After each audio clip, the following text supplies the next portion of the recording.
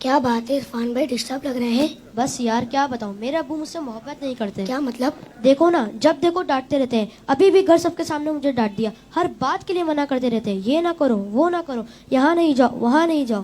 اتفاق سے میرے ابو بھی ایسے ہی ہیں۔ مجھے تو ایسا لگتا ہے دنیا کے سارے ابو ایک جیسے ہوتے ہیں۔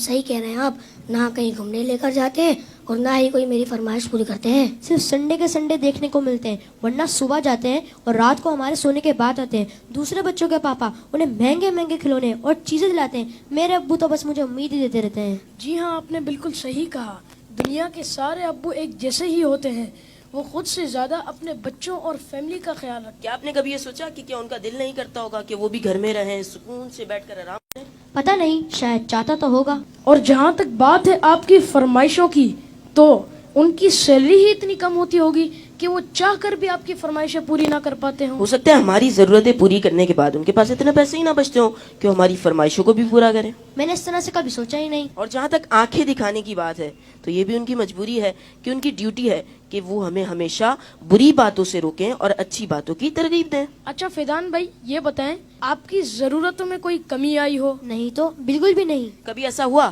کہ آپ بیمار ہوئے ہوں اور آپ کے ابو کو آپ کی فکر نہیں ہوئی؟ ہماری بیماری میں سب سے زیادہ پریشان ہونے والے ہمارے ماں باپ ہیں۔ آپ کے ابو چھوڑ کر کہیں گھومنے چلے گئے ہوں؟ نہیں تو کبھی نہیں۔ کبھی ایسا ہوا کہ آپ کے ابو نے خود تو کچھ اچھا کھایا اور آپ کو نہ دیا ہو؟ کبھی نہیں۔ اگر کوئی اچھی ڈش کم ہوتی ہے تو وہ ہمیں دے دیتے ہیں اور کہتے ہیں تم کھا لو، میرا دل نہیں چاہ رہا۔ اگر یہ پیار نہیں ہے، محبت نہیں ہے، تو پھر کیا ہے؟ ماں اور باپ دونوں ہی محبت کرتے ہیں، لیکن ماں کی محبت نظر آ جاتی ہے اور باپ کی محبت کو محسوس کرنا پڑتا ہے۔ میں کتنا غلط سوچ رہا تھا اپنے ابو کے بارے میں۔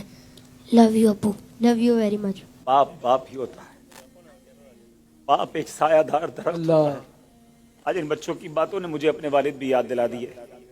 واقعی اچھے کھانے انہوں نے ہمیں ہی کھلائے، اچھی چیزیں انہوں نے ہمیں ہی عطا کی۔ اور وہ بچے جن کے والدین ان کی فرمائشیں پوری نہیں کرتے نا، انہیں یہ سوچنا چاہیے۔ صرف میں بچوں سے بات نہیں کروں گا، گھر کے اور بھی افراد ہیں، زوجہ بھی ہے، بیٹی بھی ہے۔ وہ کہتی ابو آپ ہمارے لیے کچھ لاتے نہیں ہیں، بیوی کہتی شوہر سے آپ کچھ لاتے نہیں۔ اس بیچارے سے تو پوچھو اس کی مجبوری کیا ہے۔ صبح سے گھر سے نکلتا ہے، چاہے سردی ہو چاہے گرمی ہو، کوئی موٹر سائیکل پر جاتا ہے، کوئی بس پہ بیٹھ کے جاتا ہے، کوئی دو بسیں بدل کے جاتا ہے، بارش میں بھی جاتا ہے۔ کیوں جاتا ہے؟ کہ چھٹی کروں گا تو تنخواہ کم ہو جائے گی، تنخواہ کم ہو جائے گی تو بچوں کو کیسے پورا کروں گا، اسکول کی فیس بھی دینی ہے، بچوں کے لیے کپڑے بھی لانے ہیں، کھانا بھی وقت پر لانا ہے۔ ہر چیز ہمیں تیار ملتی ہے۔ اس کی سورس کون ہے؟ وہ سورس ہمارے والد ہیں۔ اور بہت پیاری بات اس بچے نے کہی کہ ماں کا پیار تو نظر آتا ہے، والد کا پیار محسوس کرنا پڑتا ہے۔ پوچھو ان سے جن کا باپ چلا گیا۔ والد ایک سایہ دار درخت ہے۔ کبھی درخت کو دیکھا آپ نے؟ اس کے اوپر کے پتے گرم ہوتے ہیں، وہ ساری دھوپ اپنے اوپر سہ لیتا ہے اور اس کے نیچے اپنے بچوں کو چھاؤں دیتا ہے۔ مگر لوگ بعض اوقات اپنے والد کی قدر نہیں کرتے، اپنے والد سے الجھتے ہیں، اپنے والد کو برا بھلا کہتے ہیں۔ یاد رکھیے میرے آقا فرماتے ہیں، اس کا مضمون یہ ہے کہ والد کی رضا میں اللہ کی رضا ہے اور والد کی ناراضی میں اللہ کی ناراضی ہے۔ کبھی اپنے باپ کو ناراض مت کرنا۔ اگر وہ بوڑھے ہو گئے ہیں تو اب تمہاری باری آئی ہے، ان کی خدمت کرو، انہیں یہ احساس دلاؤ کہ اب میری باری ہے آپ کی خدمت کرنے کی۔ ہم اپنی ماں کو تو کہہ بیٹھتے کہ ماں میں تم سے بہت پیار کرتا ہوں۔ میں ساری دنیا کے بچوں سے پوچھتا ہوں کہ کب اپنے باپ کو کہا تھا کہ ابو آئی لو یو، والد صاحب میں آپ سے بہت پیار کرتا ہوں۔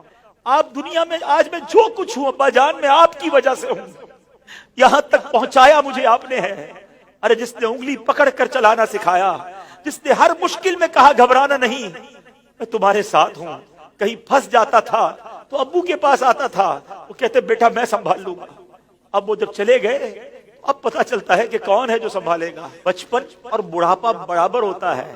جب ہم چھوٹے تھے ہم نے بڑی ضدیں کی، ہم نے بہت اپنی باتیں منوائیں۔ اب سمجھو والد صاحب کا جب بڑھاپا آ گیا تو میں نے ان کی باتیں ماننی ہیں، ان کی غصے کو برا نہیں ماننا، ان کے ٹوکنے کو برا نہیں ماننا۔ کبھی باپ کا دل مت دکھانا، یہ مت کہنا کہ آپ کو نہیں معلوم۔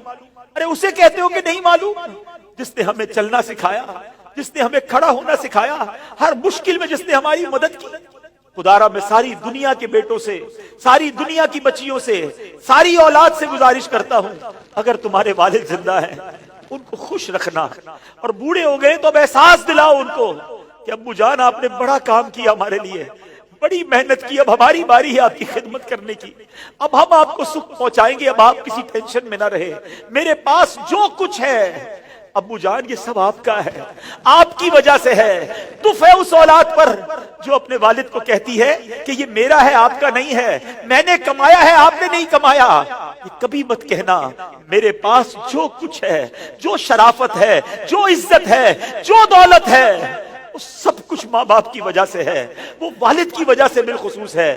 اپنے والد کو بڑھاپے میں خوشی دینا، اور جن کے ماں باپ چلے گئے اب ان کے لیے خوب ایصال ثواب کرے، ان کی قبر پر جایا کرے، وہاں دعائیں کیا کرے، بڑی پیاری دعا ہے۔ آؤ آخر میں مل کر ہاتھ اٹھائیے، اپنے ماں باپ کے لیے جو قرآنی دعا ہے وہ کرتے ہیں۔